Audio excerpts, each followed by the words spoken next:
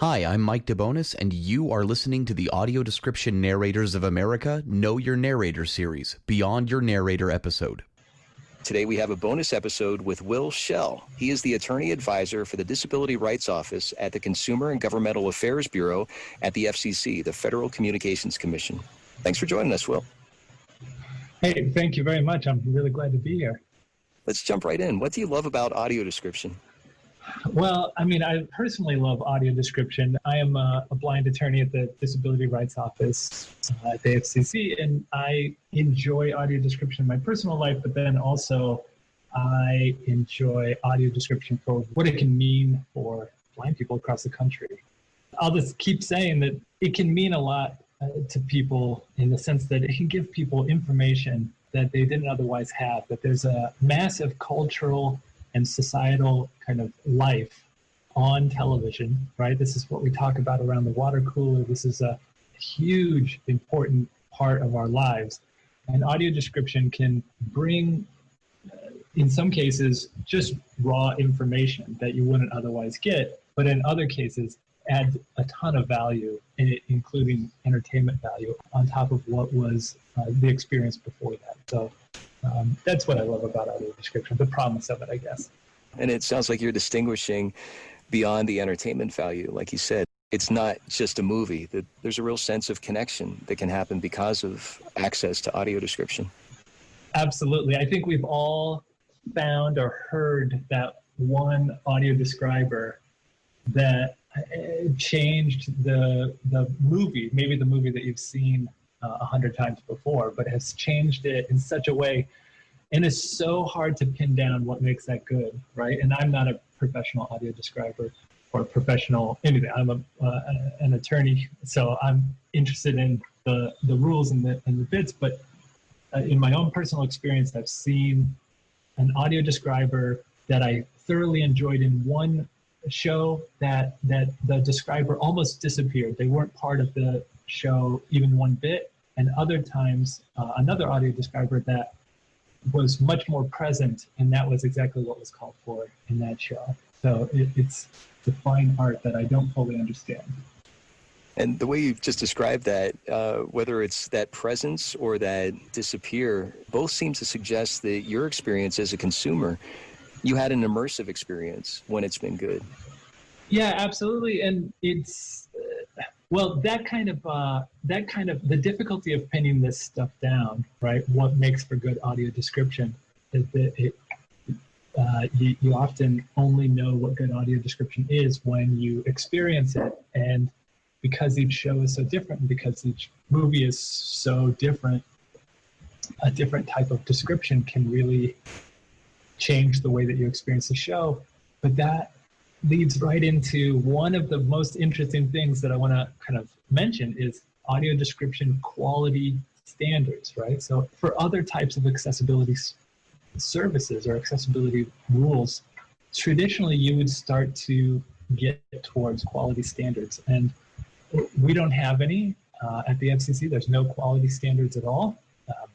And so that means that you can have really bad audio description or really great audio description, and we don't have any way to kind of distinguish between the two from a legal basis. So it's just an interesting situation, and we've been trying a little over the years to kind of look at audio description quality, and it just eludes us to be able to try to pin down particularities, at least so far. Can you speak to your professional efforts in the FCC as far as audio description goes? As I was saying, there's no audio description quality standards, but there are a bunch of other standards or rules around audio description, and it's primarily focused around, providing X amount of hours for X type of programming. A lot of audio description under our rules, it's focused on the major players for older types of programming technology. So it's focused on over-the-air broadcasting and the top 4 broadcasters and the top 5 non-broadcast channels, the top 5 cable channels. And those are the only networks that are required under our rules to provide audio description. there's a lot more audio description out there. There's plenty of networks that provide audio description on cable or even over the air that aren't required to under our rules.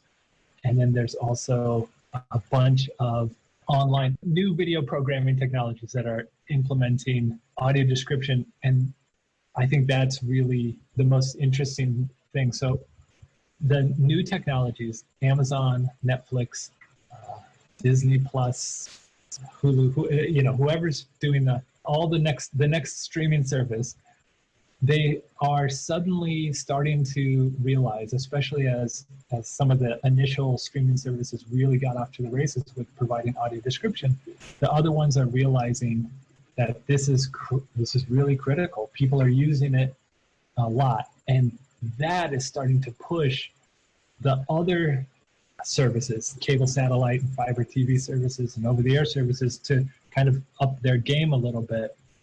That's my impression anyway. I don't have any real real data for that, but that's my impression, that as Netflix and Amazon add all of their content to have audio description, the new streaming services feel like that's an entry-level proposition.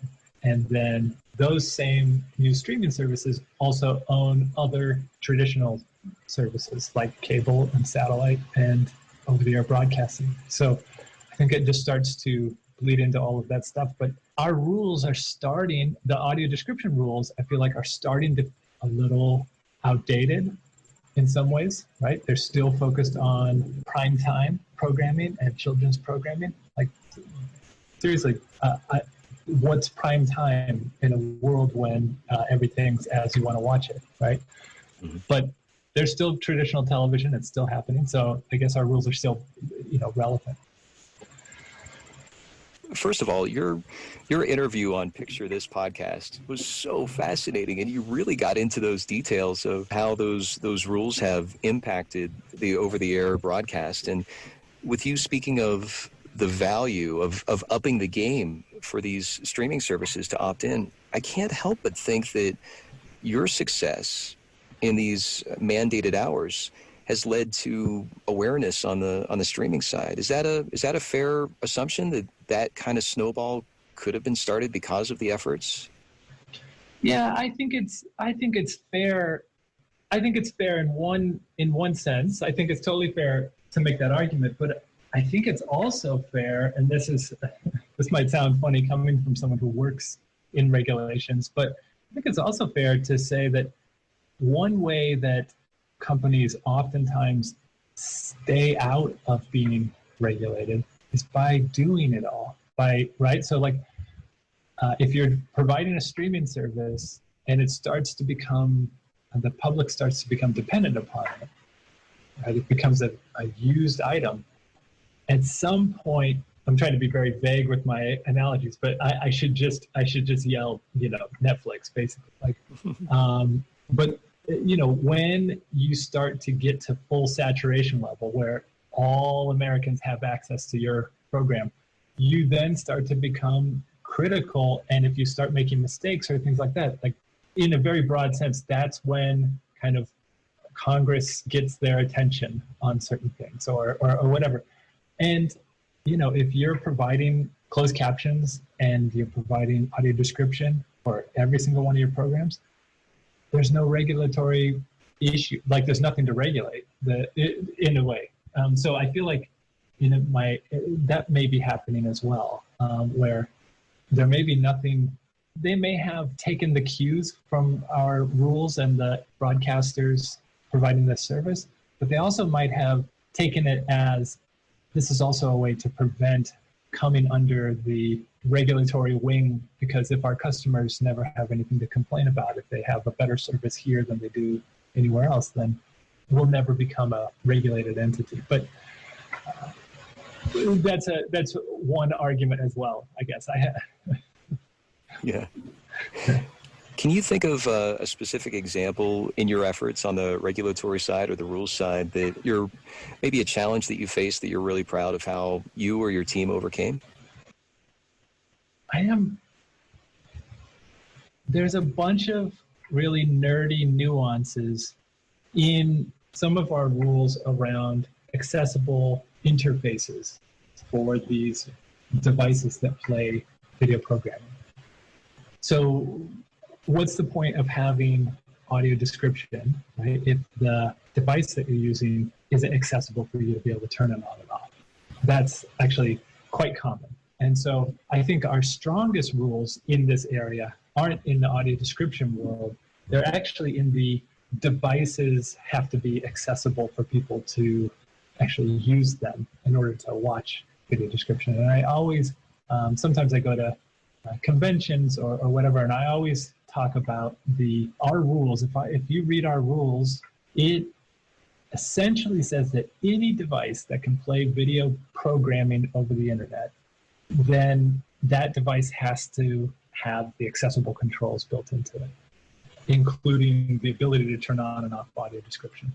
And so that would include things like, I always mention smart refrigerators, right? Like if your smart refrigerator can play video programming, like people apparently do, I don't have a smart refrigerator, but if it can play a recipe video, then quite possibly it would have to have the accessibility controls. Our rules would then just say like that refrigerator must have accessible controls. And those accessible controls go far beyond audio description. That goes into play, stop, pause, fast forward, menus, settings, all the various things, including the ability for people who are blind or visually impaired to be able to turn on and off closed captioning. It's another one too, which I love. I love that idea that you can be blind and still want the desire to have an accessible way to turn on closed captioning, and we put it in the rules. But I guess as an example, to answer your question finally, as an example of something that I'm really proud of is, we had a number of complaints about the ability to turn on and off audio description for set-top boxes for cable providers. And the set-top boxes for cable providers didn't have a requirement at the time for a quick and easy way for you to turn on and off audio description. And what became clear later is that the set-top boxes were separated from all other devices. The set-top boxes for cable, satellite, and fiber companies didn't have to have a quick and easy way to turn on and off audio description. They did have to have an accessible way to do it, and that would include going through the endless settings menu in order to change the setting from English to Spanish usually, right? You usually change the language setting to Spanish so that you can get to the secondary audio track. Long story short is that there was an emergency provision, an emergency rule, emergency information rule that we had that said, if you're going to have emergency information on your television, then you're going to have to be able to hear it in an accessible manner and quickly. So there was actually a rule that said for emergency situations, people who are blind have to be able to quickly turn on and off the audio description. And so that rule applies to the set-top boxes. And I guess the reason why I'm very proud of it is very legal, very kind of lawyerly way to look at a different rule and figure out that actually it serves the same purpose for a deficit where set-top boxes didn't have a way of quickly turning on and off audio description. So that's something I'm really proud of, especially if you've ever experienced that traveling through the 600, 700 TV stations and constantly hitting the secondary audio, and it's Spanish, audio description, nothing, blank sound, a repeat of the first audio track, and then Spanish again. And every time you'll want to either switch or switch back to check. So having a quick and easy way to switch while watching cable, I think is really, really important. And I think we've made a big improvement there. Wow. And it sounds like that's the accessibility of accessibility. We've used that meta term before, and it's like, it's if it's accessible, it needs to be accessible to be accessible. And one of the things that's fascinating about your approach through the emergency info is that now that technology exists for emergency, it sounds like, well, now it's there, might as well apply it to other aspects. Is that a fair result? Absolutely. I mean, what we've seen, I'll give you a great example of that, is emergency information. Again, there is a requirement that if cable companies allow their customers to watch cable services on a tablet or a second screen device. So in their own home, on their own network, then we require that they pass through the emergency information to the tablet. So if you're sitting on your couch watching cable on your tablet and an emergency happens, an emergency alert, emergency information is broadcast, then it needs to get to the tablet. It can't just be on the TV. So that was a rule that we had. And also that emergency information has to be accessible. And so that means both auditorily and visually accessible. I think the cable companies have taken the approach that they don't want to interrupt all viewing experiences unless it's a major emergency. So they have to make it accessible either by using the secondary audio or by cutting off everyone's audio and playing it on the main audio. And they traditionally put it on the secondary audio, and that means that the emergency information, again, has to be accessible on the secondary tablet, and you have to be able to switch back and forth. That's one example of where when one thing exists, the other thing kind of has to exist. We have an open question right now. It's a question in our rules that says, and this was quite a while ago when this happened, so I'm not sure of the exact history, but it asks the public, should we also require a way to turn on and off the secondary audio? Now, I think that they were talking about audio description and not emergency information. I don't think they would ever issue a rule that says the emergency information has to be passed through to a secondary audio, to a second screen device, but you don't have to be able to activate it. I think that they were asking it in a different way, but that still exists where there may not be a way to turn on and off the emergency information, but eventually we'll get there. It's an open question, so eventually the FCC will process the information and pass a rule. Talk about nerdy nuances. I'm keeping it light. We can go real deep. If you were to think about where you're excited for audio description to go, whether as a consumer or within the world of FCC's rules, can you talk about either of those aspects, where you'd love to have audio description headed? Yeah, and I can talk about it because it's not on the horizon. It's not something that we're working on. So this is just my own personal kind of thoughts about it. But I really feel like the next frontier for audio description is separating it from the track itself. I mean, fairly recently, we started to hear a lot of the community get a little up in arms over a 5.1 surround sound or Atmos is not, you turn on audio description and it ruins your beautiful speaker system you have set up. And on top of that, there are, I don't know who these people are, but I hear reports that there are spouses or others in the room who don't want the audio description on. And so separating it, I think, I really hope will become kind of standard issue device audio technology in the future. That, and then of course, the future of kind of more accessible products and services is kind of being able to have the same information about the descriptions, either in auditory form or in text form, and being able for deafblind consumers to be able to utilize the information, the accessible information that's being sent, either in Braille or in large print or auditorily or however they want to kind of access it. So that's where I think that would be kind of a hopeful future, to kind of break some of these pieces apart and allow people to use them in the way that they would most prefer to use them. If that makes sense.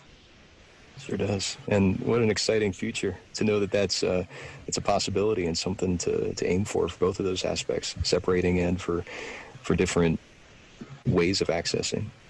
Yeah, I mean, there's companies who are working on it right now and are kind of making it a priority to figure out how to give television access to the deafblind community.